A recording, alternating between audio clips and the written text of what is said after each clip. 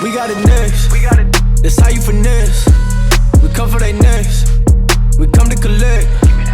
Did it all on my own, yeah. When it brought it back home, yeah. Now they calling my phone, yeah. But I'm all in my zone. What's going on, guys? Caleb here, back with another video. As you guys saw from the title and thumbnail, this is going to be a little bit different from the videos I have been doing. Most of my stuff was car, truck related, but I also am really into motorcycles and firearms. So I also kind of wanted to branch out a little bit and start making content about that as well. So as you guys saw, this is going to be my recommendation for your first AR, what you should get, how you should set it up, and my personal experience and recommendations on that stuff. I know there's tons of other videos out there from all the huge names and multiple different people covering the same topic, but I personally have watched a ton of them, and honestly I wasn't super happy with them. They kind of just say, well, it depends, and kind of just leave it at that, and that is not helpful to you, and I don't think that gives you the value you were looking for when you clicked on that video. So I wanted to kind of offer my input, hopefully give you guys a little bit more information and kind of simple it down for you guys, and yeah, hopefully give you what you're looking for. So starting us off, we'll go over this one first. This is actually kind of just going to be a placeholder because I don't have the other gun we're going to be talking about. So yeah, the thing I'm going to be referencing is an 11.5 inch 5.56 AR. But this one is a 10.5 inch 300 blackout. Since I have this one, I don't have 11.5 inch 5.56. This kind of covers the same roles, and I personally think it does so a little bit better. So I think this actually does a better job at this use case than an 11.5 inch 5.56 would. So starting us off, back here we got a pistol brace on it because this is a pistol, so that's something. This is a red dot. We'll kind of go over that and why you could get this over this and why you could get this over this, my use cases and recommendations for you guys. This one has this flashlight on it, and then it has a light bar to push the flashlight a little bit farther so it doesn't create a big shadow from the suppressor. See if I can show you guys. Yeah, so you can see down here, this little shadow is from the suppressor. So the light bar just helps out with that quite a bit. The farther back it is, the bigger the shadow. So as you guys saw how small it was, I think that helps a ton. So I think that kind of wraps us up on this one. And then going over this one, this is going to be a 16 inch AR. This is typically what you're going to see and what I'm going to recommend to you. So this one has the stock because it is a rifle. This one has a 1-to-6 power. This is called a LPVO, but it is basically a scope. But instead of constantly being at a certain power and yeah, only being able to see one distance, this one you can actually zoom it all the way out and have it basically be a red dot, but then you can also zoom it in and have a scope and that magnification and be able to reach out to the usable distance of the firearm. So I think that's super awesome. This one also has a hand stop on it. I don't remember if I covered that on there, but I think hand stops are super nice. Gives you a nice consistent spot to grab on the gun, and just, yeah, consistency is key when shooting. So I think that is super nice. Moving on from there, I have a quick detach bezel, I guess, for a sling. That's super awesome. And then I do not have a flash hider on here for my suppressor. That will be coming soon. But yeah, I think that kind of wraps us up on both of those.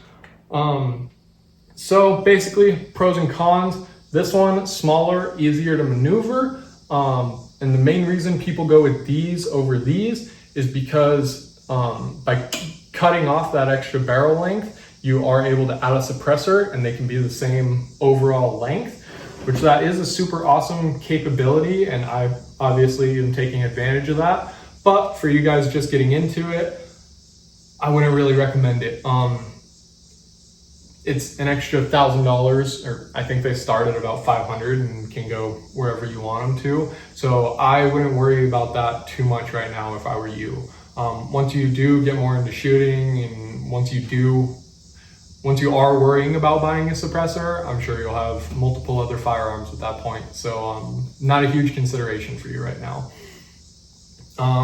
But yeah, moving on from that, I guess we'll go into the kind of effective ranges and ballistics and differences. So this is going to be effective with this barrel length and everything out to about 600 yards. So I think that gives you tons of versatility and capabilities, and that's why I do have this scope on here so that I can be as effective as this is.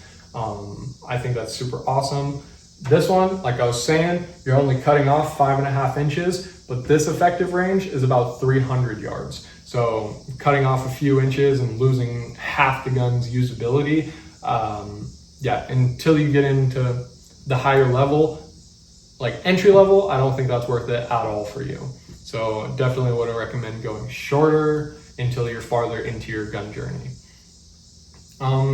The beauty of ARs is you can kind of set them up however you want. As you can see, these are both very different, but they're still the same thing. So yeah, red dots. There's also magnifiers where it's just a fixed power and you can slap it to the side, throw it back, do whatever. Those are also a super good option. And maybe if you live in a city or large town or whatever, everything's kind of closer together, you don't need to reach out as far, then you can still throw this red dot and a magnifier on this one and still have a super awesome versatile gun and not have the extra capabilities that you don't need. So I think that's super awesome. And then yeah, kind of the ballistics go into that. This one, shooting it, the bullets travel at about 3,000 feet per second, a smidge over. And then this one, they're at about 2,800. So you're losing 200 feet per second. So that's a ton. And obviously that is what plays into that effective range for you. So I definitely think a 16 is the best first gun for anybody. Tons of versatility there. It's still pretty short. It's easy to maneuver. It's not going to be the end of the world, like working inside with that. You can definitely still do whatever you need to with this, especially with this optics choice or a red dot with a magnifier, having that ability to zoom all the way out and just have your sight where you want it without having to be magnified if you're aiming super close. I think that's super awesome. All right, and then moving on from that, now that you guys kind of have a solid baseline on why you should get a 16-inch AR for your first firearm, we'll kind of go over accessories and what I would recommend, how you should kind of kit it out to have everything about the gun be as versatile as the actual gun is.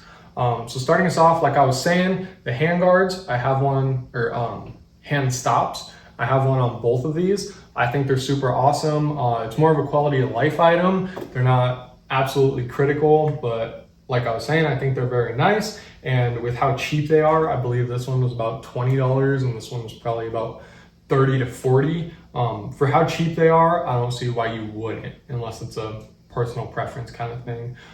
There's multiple different styles of these. Obviously these two are different. You can get the actual vertical grips, tons of different ways you can go about that. But for how cheap they are and the addition that they add to your experience, I think they're absolutely worth it.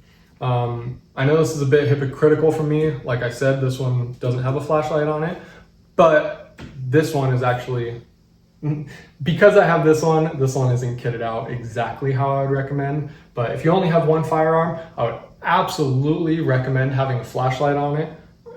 It's dark 50% of the time.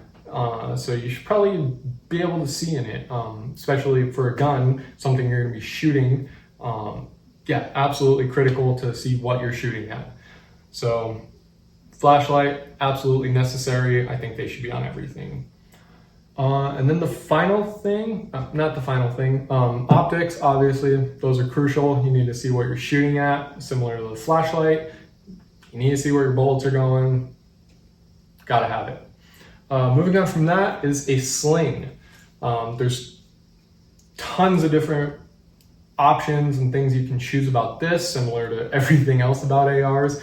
But yeah, just any sort of sling. This one is like $15. I got it off Amazon. gets the job done. It holds the gun when I don't want to. So you don't need to go absolutely crazy with them. You can do padded, not padded, quick adjust like this one has, or you can just pull this little lever and it adjusts itself. That's super nice, not necessary, just some sort of thing to hold your gun. I think that is crucial to have as well. And then, like I said, this one's quick detach, so this just pops in right there. Boom, now my sling's on my gun, now it's off. So that's why it's not currently attached to it, is because it takes half a second. Yeah, I think that's all I got for you guys in this category. Yeah, hand stops, sights, flashlights, and a sling.